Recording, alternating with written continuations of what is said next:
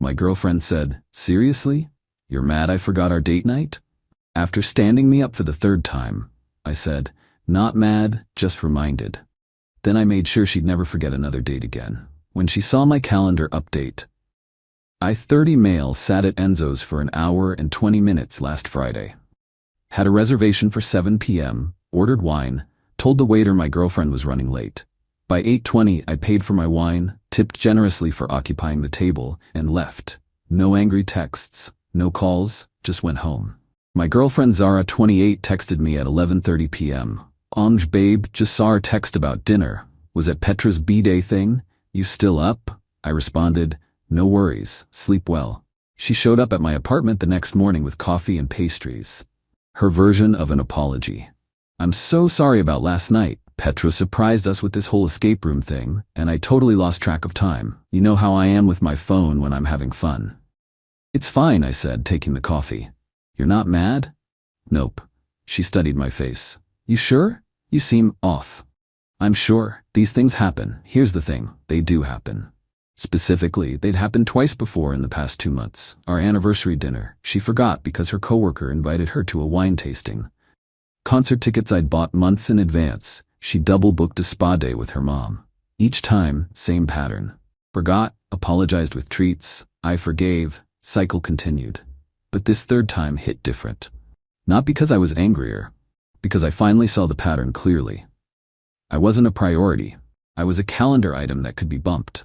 "So we're good?" she asked, already scrolling through her phone. "Yeah, we're good." She smiled, kissed my cheek. "You're the best."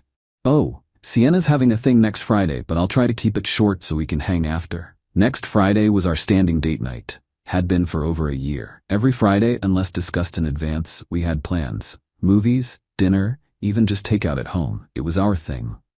"Actually," I said, "let's talk about Friday date nights." She looked up from her phone. "What about them?" "I think we should cancel them." Her face went through several expressions. "Cancel? Our date nights? Why? They don't seem to be working with your schedule. Too much pressure trying to remember them every week." "Babe," I said I was sorry. "You can't punish me forever for a few mistakes." "I'm not punishing you. I'm adapting to reality. You have a busy social life. That's fine. Let's just remove the obligation." She set down her phone completely. First time that morning. "I don't want to cancel date nights, I just sometimes things come up." "Things always come up for you. That's okay. Some people aren't calendar people. I'm totally a calendar person. Look." She showed me her phone calendar, full of brunches, parties, gym classes, work events, no Friday date nights marked. "Interesting," I said. "What?" "Nothing. Just interesting." She left that morning confused but seemingly relieved. No big fight, no drama, just resolution. That night, I updated my Google Calendar, removed all our Friday date nights, then I added something new. Every Friday, 7:10 p.m., personal development time, unavailable. Then I did something else. I joined a cooking class that met Fridays at 7, signed up for a 12-week course, paid in advance. Update 1, the next Friday came. My phone started buzzing around 6 p.m. "Zara. Hey babe, Sienna's thing was super boring. Wanna grab dinner?" "Me can't tonight. Have plans."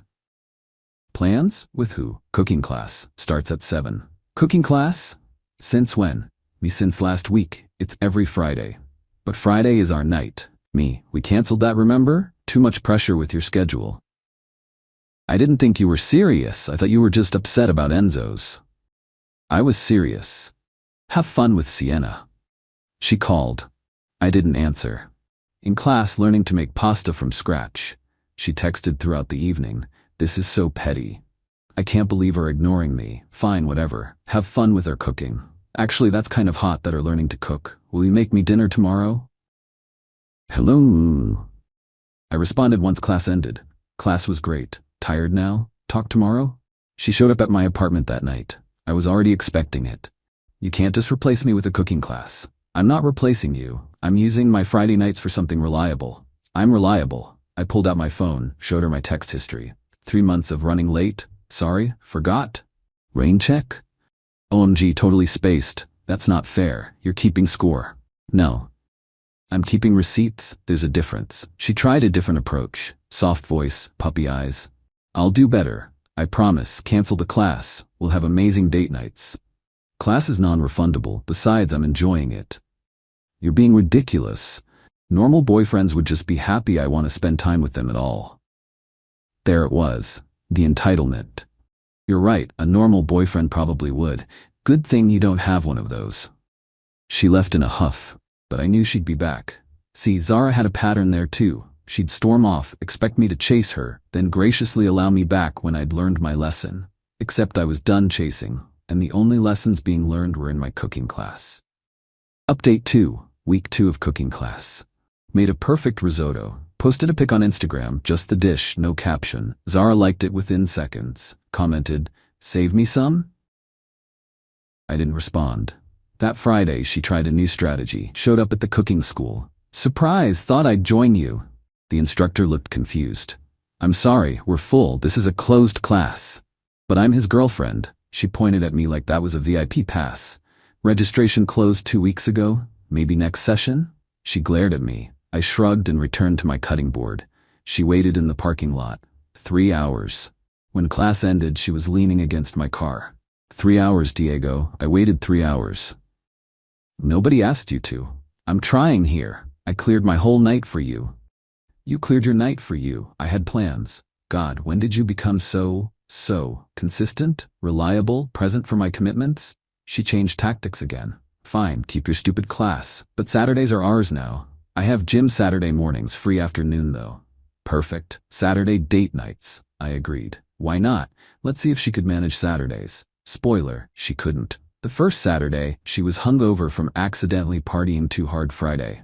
The second, her sister needed an emergency shopping buddy. The third, she just forgot. Each time I made other plans. Meetups with friends I'd neglected. Movies she'd never watch with me. Museums she found boring. Her texts got increasingly frantic. Why aren't you fighting for us? Do you even want this relationship? I feel like you're slipping away. I responded honestly, I'm exactly where I've always been. You just never showed up. Then came the nuclear option. She made a public Facebook post. When you're trying so hard to save your relationship, but he's more interested in cooking classes than you. Had heartbroken but trying. Why are guys like this? The comments were predictable. Her friends rallying, calling me names, a few mutual friends staying notably silent. I didn't engage, but I did something else. I screenshotted her social calendar, the one she'd proudly shared that morning. Then I posted my own update. Interesting perspective. Here's her calendar this month. Notice anything missing? Hint, it's the boyfriend she's trying so hard to save things with. 23 social events, 0 designated couple time. The post went viral in our friend group. Comments flooded in. Wait, she hasn't scheduled a single date with you?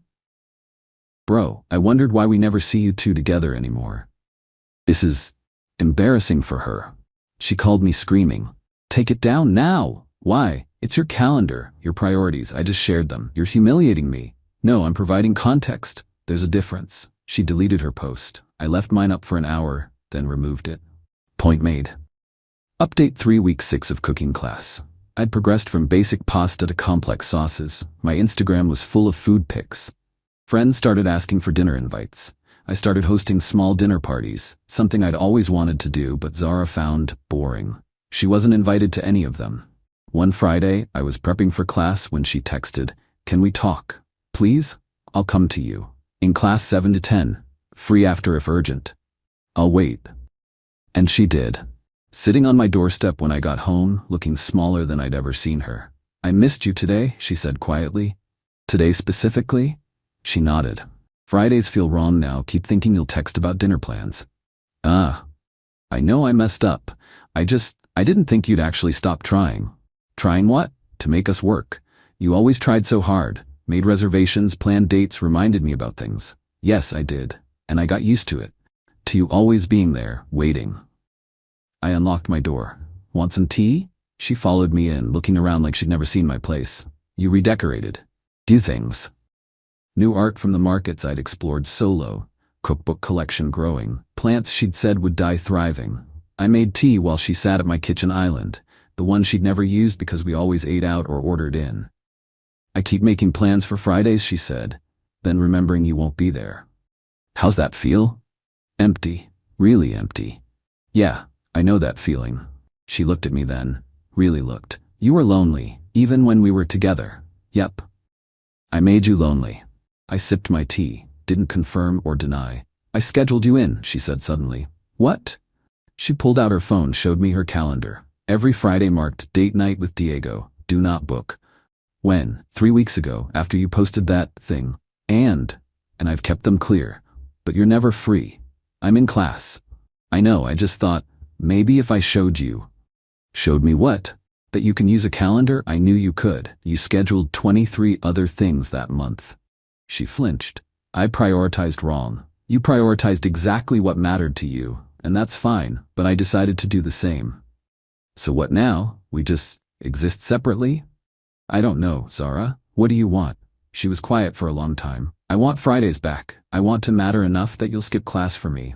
I mattered enough to skip 23 events? Silence. I won't skip commitments I've made, I continued. Not for someone who couldn't remember the ones we made. She left that night without dramatics, no ultimatums, just quiet acceptance that she'd trained me to not wait for her, and now I wouldn't. Final update: the choice. My cooking class ended week 12. Final class was each student preparing a full meal for guests. I invited 2 friends from my hiking group. Zara texted that morning. Congrats on finishing class. Proud of you. Thanks. What's next? Another class? Haven't decided. Maybe we could do something together? Fridays? I thought about it, really did. 12 weeks of consistency, of showing up, of keeping her calendar clear. I'll think about it. That Friday, first one without class, I kept my evening free. Partly to see what I'd do with it, partly curious if she'd remember. At 5 p.m. she texted, "Hey, still thinking? I kept tonight open just in case. What did you have in mind? Anything you want, your choice. How about you plan something? Show me what you think a good date night looks like." Really? Okay, give me an hour. At 6:30, she sent an address. A restaurant I'd mentioned wanting to try months ago. She'd remembered. I arrived at 7. She was already there, early, with a book I'd recommended, reading at the table. "You're here," I said. 15 minutes early. Wanted to make sure we got our table. Dinner was nice. She put her phone away, actually listened when I talked about class, asked questions about what I'd learned. "So," she said over dessert. "What now? Now we see if this was a one-time performance or an actual change. Fair. What are your terms?" No terms. Just consistency. Show up when you say you will. Value our time like you value brunch with the girls. I can do that. We'll see. She did it for 3 weeks, then slipped. A friend's pre-birthday dinner she couldn't miss. But this time, she texted by Wednesday. "I know Friday is ours, but Lena's doing this thing. Can we do Thursday instead?" Progress. We're not back together. Not really. We're figuring it out. She schedules me in now, properly, like her other commitments. I don't wait around when she slips up. The cooking class led to a monthly supper club with friends. She comes sometimes, when she remembers, when she prioritizes it. The difference is, now when she doesn't show, I still eat. Turned out, I never needed her to remember date night. I needed to remember I was worth showing up for, with or without her. She learned her lesson. Not through punishment or revenge, but through experiencing exactly what she'd put me through, looking forward to something with someone who wasn't there. And me? I learned to make a killer risotto, and that sometimes the best response to being forgotten is to become unforgettable, not to them, but to yourself. Edit.